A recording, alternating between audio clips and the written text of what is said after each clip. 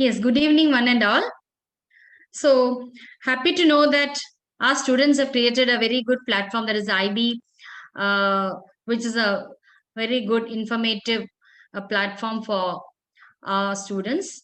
So now the topic for today is infection control practices, which is an important topic for us all to follow in our daily routine life.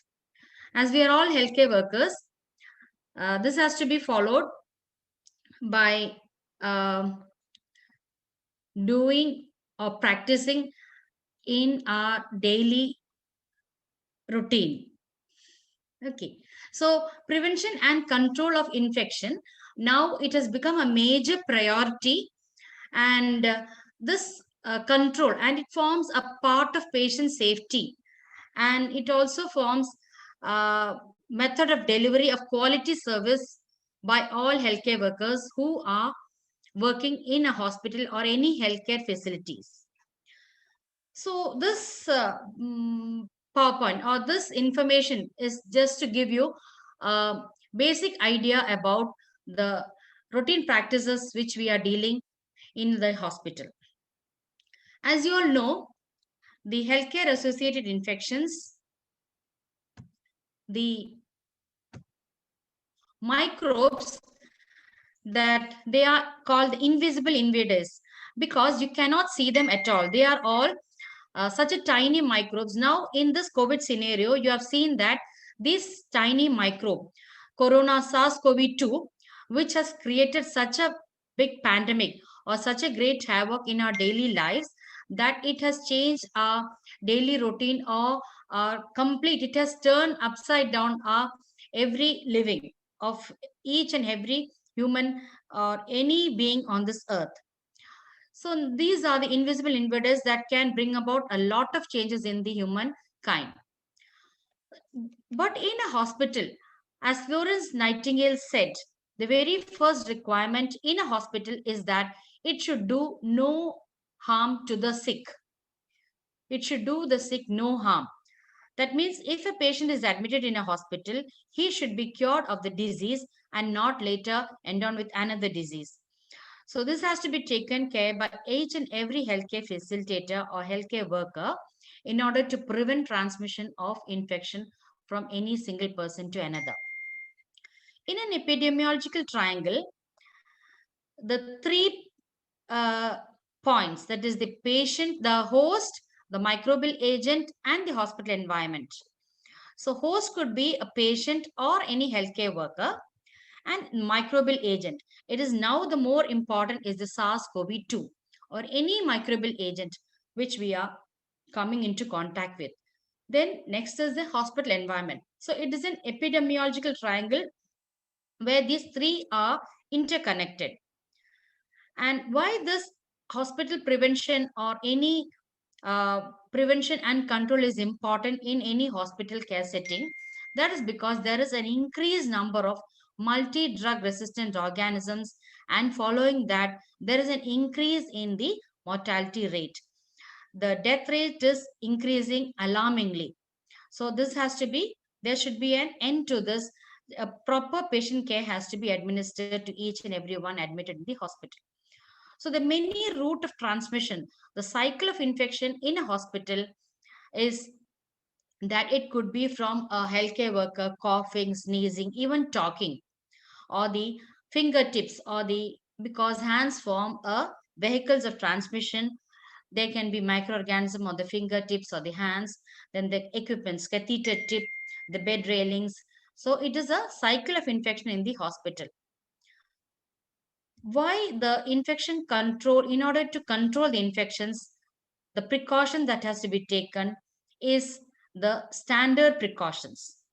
As the definition says, it is the set of work practices that is used to minimize transmission of any healthcare associated infections. And this should be applied to all healthcare workers regardless of the infectious state of the patient. That means the infectious state of the patient, it need not be any bloodborne diseases or anything, or any contact based diseases.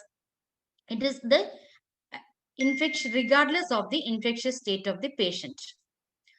Joseph Lister, and it is this picture showing you the Joseph Lister, who was a father of antiseptic surgery, introduced that the preventive aspects in order to prevent infections in a surgery. In standard precautions, the first and foremost is the hand hygiene. Hands, it forms a vehicle of transmission of any infection from one person to another.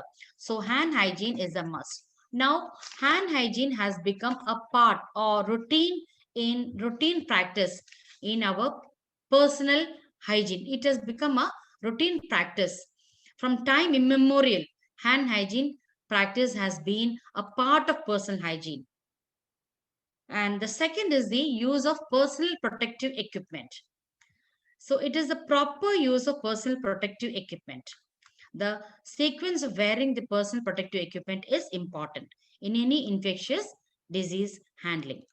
Then the safe use and disposal of sharps. Next is the routine cleaning and disinfection of the environment and reusable medical equipment. Usually, there are the single use devices and some other devices like the reusable medical equipments where some of the equipments can be reused. Then the biomedical waste management. So, in addition to that, we have the transmission based precautions, that is the respiratory hygiene, also usage of mask where person uses mask while performing aerosol generating procedures. As you all know, the most common mode of transmission of pathogens is via hands. Has come into contact with many of the surfaces while working in a hospital. So infections acquired in healthcare and spread of antimicrobial resistance also will result in if the infection control precautions are not taken properly. Then hand hygiene. Hand hygiene is the foundation of infection control. An effective hand hygiene is the cornerstone among all the measures of preventing hospital acquired infections. So, the method of infection or the transmission of microbials can be via any route. It may be via the iatrogenic risk, that is, while cannulation, the microorganisms can enter from the injection port or via the administration of any injections or the drug via the cannula or from the contamination of the infusion fluid or the port for additives, connections with the administration set anywhere, wherever there is a port opening, microorganisms can enter and can enter into the bloodstream. Another portal of entry of microorganism, that is when you use a catheter. There's a urinary drainage system. Catheter drainage suction, drainage tubing junction. Microorganisms can also enter, or the outlet. And whenever the catheter, urethral meatus catheter junction, also the microbials can enter. So there are many routes of entry of microorganisms wherein complete aseptic precautions have to be taken in order to prevent the transmission. Ignaz Semmelweis, when we talk about hand hygiene, it is Ignaz Semmelweis. The significance of hand hygiene was established by Ignaz Semmelweis in 1861. Every woman who has given birth in the last century owes a huge debt of gratitude to Ignaz Semmelweis. That is because the medical faculty, they used to attend autopsies after they used to attend deliveries after they attend the autopsies. So it was uh, the significance of with respect to transmission of healthcare associated infection was established by this great pioneer Ignaz Semmelweis, who was an Hungarian physician. He observed that improper hand hygiene practice that was done during delivery led to outbreak of puerperal sepsis, where most of the women who gave birth had to succumb to the disease. And the hand hygiene was practiced by many later on, and this could bring about a dramatic change or reduction in the death rate of the mothers. That is why every woman who has given birth to in the last century owes a huge debt of gratitude to this great pioneer. So the hand hygiene, any action of hand cleansing. Nowadays, all of the all of us are practicing this hand hygiene. Hand hygiene includes washing hands, using of alcohol, hand rub, and also hand scrub. Hand scrub is done when doing surgical operations. Hand washing is done with use of water, soap, and running water, or with a soap solution, where soap solution is taken and hands are rubbed and they are clean. Then applying hand rub to the surface of hands, that is alcohol based hand rub is used to clean the hands. There are 5 moments, that is when to do a hand hygiene. When to do a hand hygiene. There are 5 moments of hand hygiene. That is whenever you attend a patient, before touching the patient. The moment one, that is before touching a patient, when you go to take a BP of the patient, or when you attend a patient to give drugs, etc. So before touching the patient. Second is before clean or aseptic procedures, or when you go and do a suture. Before aseptic procedure, you do a hand hygiene. Third is when you come into contact with the body fluid exposure. When come into contact with the body fluid exposure. Fourth is after touching the patient. After you take a BP or after you do the dressings of the patient, again you do a hand hygiene. Finally, after touching the patient's surroundings. When you come into contact with the patient's case sheet, or when you touch the patient bed railing, or when you touch the patient's IV catheter, IV line, etc. When you touch the patient's surrounding, you do a hand hygiene. So these are the 5 moments when to do a hand hygiene. So this you can see that the hands that heal should do no harm. That is why hand hygiene is a must. And while doing a hand rub, the usage of alcohol based hand rub has to be used. You make sure that the hand rub contains alcohol, chlorhexidine, and glycerol. The alcohol should be solution should contain 60 to 80% of alcohol is the one which is more effective. And volume of this alcohol hand rub has to be taken 3 to 5 ml of it has to be taken. That is one handful. One handful of the hand rub has to be taken. Chlorhexidine present in the alcohol-based hand rub has a significant residual activity and addition of low concentrations 0.5 to 1%. So glycerol, this acts as a conditioning agent which will prevent drying of the hands. Say 1 to 3% of glycerol has to be added to the hand rub in order to prevent drying of the hands.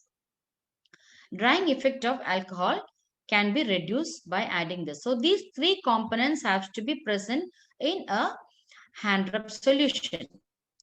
So now how to do a hand rub?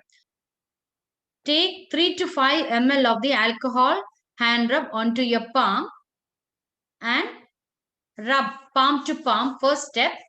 Then one palm over the other with interlacing fingers.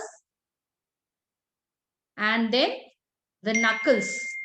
That is back of the fingers to the opposing palm with fingers interlocked. So next is the thumb. Rotate. So each step will take 5 seconds each, rotating to and fro. Then next is the nail tip. This one is the forward side and then the other side. So similar with the other hand also. So these are the important steps when you do a hand rub, hand hygiene. And remember, hand wash is done when your hands are visibly soiled, hand wash. And also when the hands contain the spore-bearing bacteria. That is bacteria like Clostridium difficile, which causes diarrhea. Okay. So when visibly dirty or contaminated with proteinaceous material, you do a hand wash. And it should be in a running water. Also, if exposed to potential spore-forming organisms, is strongly suspected or proven. Hand washes with soap and water. Never use stagnant water for washing hands because it is unsafe. It may contain lot of microorganisms in it. So the second important one in standard precautions is the personal protective equipment. It should be proper use of personal protective equipment. The sequence of wearing the or donning the personal protective equipment is very important. So this is a specialized clothing worn by a healthcare worker in order to prevent from coming into contact with any infectious agent. So it includes the gloves, the apron, the mask and respirators, the goggles, face shield, which protects the face, nose, eyes, and mouth. So these are the components of the personal protective equipment. Now, the method of donning the PPE and doffing the PPE is very important. There is a sequence of wearing this, donning the PPE, and there should be a very clean area for donning the PPE. There should be a proper room setup for donning the PPE. The personnel or the healthcare worker donning the PPE should have had enough food, should have used the person, should have had the proper food, should have used the washroom, should have had enough rest. Only then he should don the PPE, because in PPE he has to work for say 6 to 8 hours. So in between, he cannot go for any food or anything else. So he should sit comfortably in a chair, which is provided, and there should be a hand wash solution, tap and water, and there should be a mirror also fit in the donning room. So first, you have to inspect all the components of the PPE, whether, and now in this COVID scenario, COVID pandemic situation, when you are working in a COVID positive care area, the person should be donned with this complete correctly donned PPE. So first, when you inspect the PPE, you have to see whether it is of your own size. Check for tears and check for the size. Then you wear the PPE head cap, then the shoe cover, and you have to sit and be comfortable. Wear the shoe cover. You can use the hand rub in between. Then the inner gloves can be worn, inner gloves. Then the coverall. After you wear the inner gloves, you have to wear the gown. And next is the surgical mask. It is the N95 mask which is worn. Then next is the goggles. And then the hood. Finally, the outer gloves. Two pairs of gloves have to be worn for protection. So first, initially, after you inspect the PPE, see that there is head cap worn. Initially, this is optimal. And first, wear the shoe cover. Use your hand rub. Then wear the inner gloves. This sequence should be correctly done. Then wear your gown. Then your N95 mask. So you can think in this way, from down to bottom. From down, you can go upwards while donning, but in between the gloves. So after the surgical mask, you have N95 mask, you wear the visor, goggles, the hood, and the outer gloves. So now after the care, after you have done your work caring for the patient, the doffing of the PPE should be doffing of the PPE, that also should be done sequentially. When you do the doffing, first you have to use remove the outer gloves. You have to unzip the PPE. Outer gloves have to be removed. There is a particular procedure how you remove your gloves. First, pinch and pull the outer glove, insert your fingers, and then the other gloves have to be removed. After you remove that, you have to remove the hood and coverall. Then the shoe cover. After you remove your gown, you have the shoe cover has to remove. You can again do a hand rub. After that, the goggles have to remove, N95 mask can be removed in the last. After that, you remove your inner gloves and then do a hand wash. Always you wash your hands after you remove your gloves, because the gloves are never a substitute to hand washing. Hand washing is to be done, and that is a must. So, removal of gloves should be. So, the method of removal of gloves is proper steps for removing gloves. So, first you have to pinch the gloves. Second, you remove it. And third, you hold the removed gloves in the other hand. And fourth, that is from it inside of the gloves, you have to put your finger and then remove the outer glove and complete into a ball. You have to put it into the waste bin. So see that your sterile hands does not come into contact with the contaminated gloves. Also, when you doff your PPE, the PP has to be done doff in such a way that it should be inside out without touching the outer surface of the PP, so that you may not contaminate yourself. And there should not be any jerky movement also, because any amount of dust emanated will produce infection. The next thing is safe injection practices. Always use sterile disposable syringes, and single dose vials have to be used. A needle has not be used for multi purposes. So use separate needle syringe to administer intravenous medication to multiple patients. Never a single syringe alone for all patients. It should be always multiple, a separate syringe for multiple patients. And while using gloves, what you should do is, when you have your gloves on, you should not touch the common areas with the contaminated gloves. Or when you touch the handles of the doors, use the you can use a string on the door. That means once the gloved hand you can use for one area and the ungloved area for the other. That means you should not contaminate the area with your gloved hands on the area where other people come into contact with. So, whenever you happen to have a needle stick injury, so prevention of needle stick injuries, you should never recap the needle. So, if you happen to recap, you have to place a cap on the bottom of the on the surface of the table, and slowly move the syringe to close to the cap, and then dispose it into a white, sturdy, transparent container in order to dispose the needle. And this needle stick injury chart has to be put up in your care areas. That means which will show you what to do and what not to do. Do's and don'ts chart should be put up in your work area. That means transfer of needles using kidney tray. Never give it into the hands of the other healthcare worker. And remove needle by forceps. It should not be, again, using both the hands. So dispose the needle sharp into the sharp box and use heavy duty gloves while handling waste. And so there are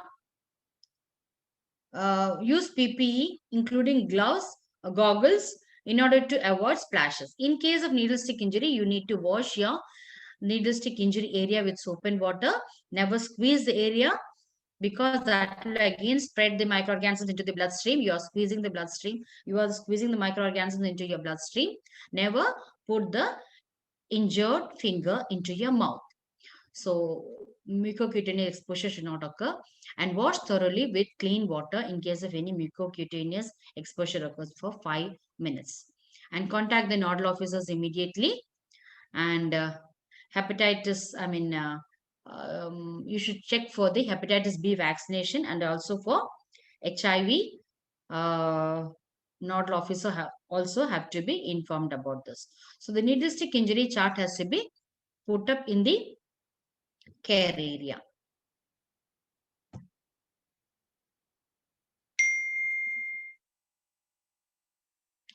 So next, What is to be done when there is a sharp broken glass? What happens? Never touch the broken glass with hands. Always use a gloved hand, and use a paper or any dustpan to remove the glass.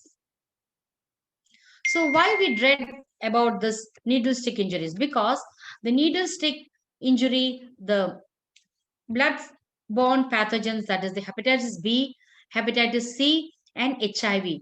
These are the risk of infection causing percutaneous exposure to blood.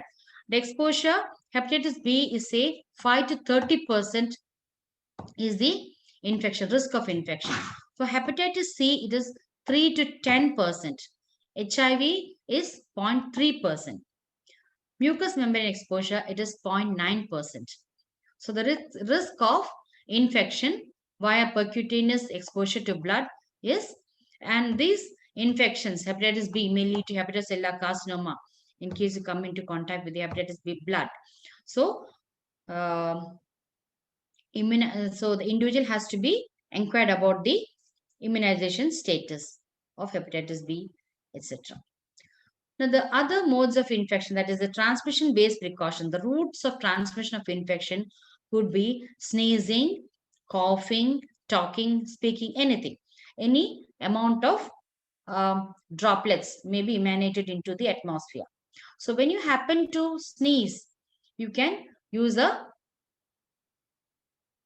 now because all of us are using mask, you have to be careful about the droplet infections.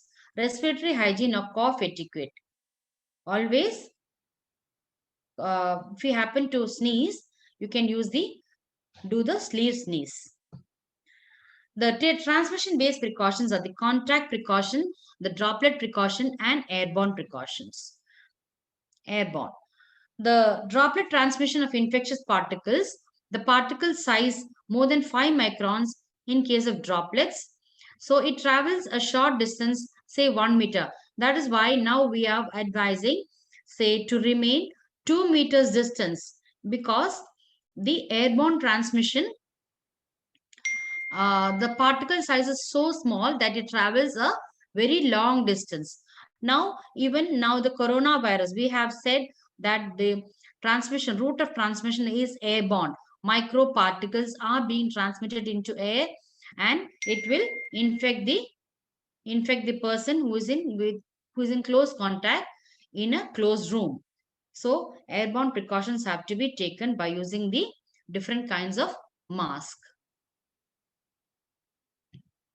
Droplet transmission precautions, droplet infections, examples are diphtheria, Bordetella, adenovirus, etc. So in such cases, you have to do standard precautions. Place the patient in a single room, or cohorting can be done, and patient can be used, the healthcare worker has to use a surgical mask and has to follow cough etiquette. Now everyone are advised to use the mask. There are different kinds of masks. N95 mask is the one which is advised in airborne transmission care areas. The healthcare worker has to wear a N95 mask. N95, it filters or it protects from 95% of the non and oil-based particles. Respirator, it gives a airtight seal to the healthcare worker. And there are the other respirators with the valve, which cannot be used in the healthcare settings like this. And the other one is the surgical mask. Surgical mask, that is a 3-layer mask which has got the folds. And see that the folds are facing downwards and not upwards. And when you wear this mask, it should have a taut, it should fit tight on your face. The strings have to be, nose clip has to be clipped onto the nose tight, and then the lower string of the cap has to be, lower string of the mask has to be worn first below the ears. After that, the upper string above the ear. So this is the method how to wear a N95 mask. The nose clip, see that the nose clip is placed over the nose gently, bending the center of the panel. Hold respirator in one hand and pull out the bottom panel to form a cup. Okay. And then after you wear the mask, do a blow test.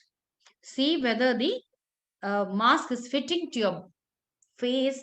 That is, it covers the nose and the mouth. That is a fit test.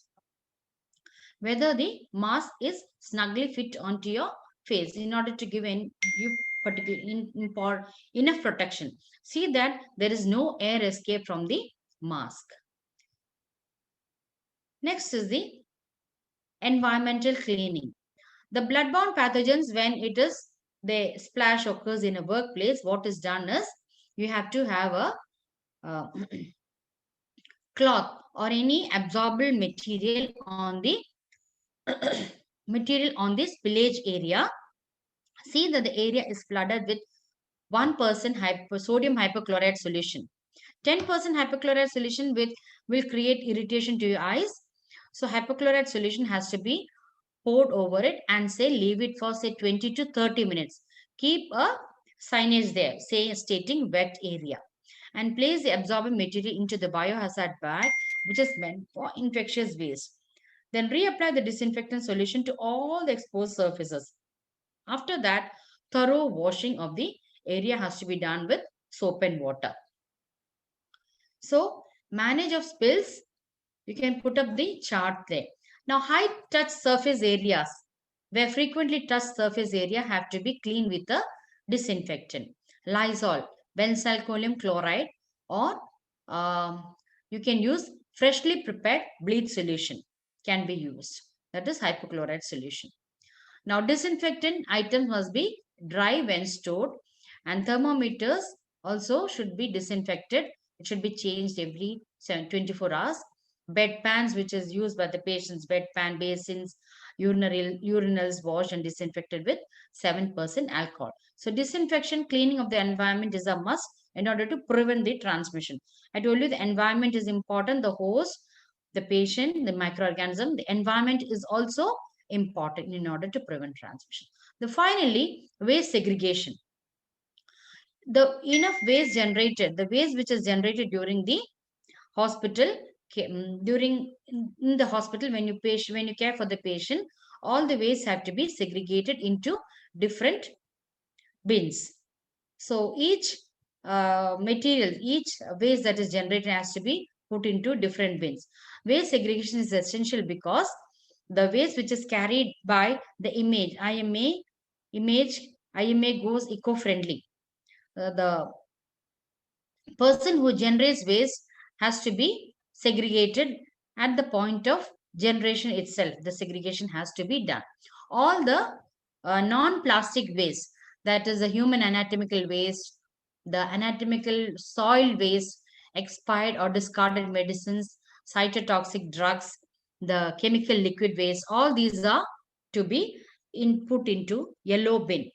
And into red bin, we have to put the non chlorinated plastic bags contain like the catheters, the blood bag, the catheter, the plastics, everything has to be put into the red bin. And into white bin, you have to discard the sharps or needles, etc. has to be put into the white bin. And into blue bin, you have to put the glass. But in this COVID scenario, COVID cases, all the waste that is generated is put into yellow bin, which is carried all together. Because this segregation of the waste in COVID care area will again produce havoc.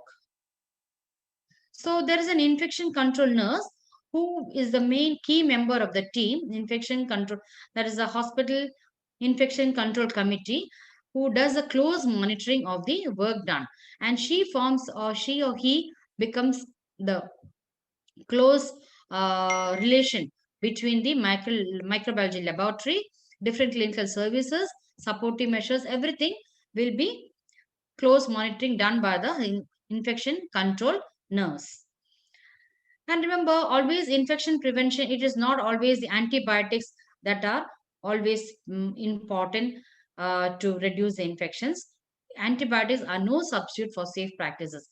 So, first and foremost is infection prevention, where the infections are reduced. So, stop the spread of infection in our hospital and help us understand what causes the infection and how they are spread. See that, uh, know the special infection risk your job, and it is important that the healthcare worker is protected. It is the patient safety, it is also the safety of the healthcare worker. Thereby the healthcare worker will protect the community, family, everyone. So it's the responsibility of everyone. Teach the infection control techniques to each and everyone, and use the techniques every time, and be a good example to others to copy. Okay, there's a small poem written by me. Staphylococci in the nest. This is long back written. The normal flora, beware. If you sneeze it out, sepsis it may sprout. Hand wash, never forget, lest infection you set. Oh, our gratitude to the pioneers multitude. So thank you all. Remember to follow all the important activities of infection control. Thank you. Thank you so much for the wonderful session, ma'am. We hope it will be useful for everyone watching this. Thank you.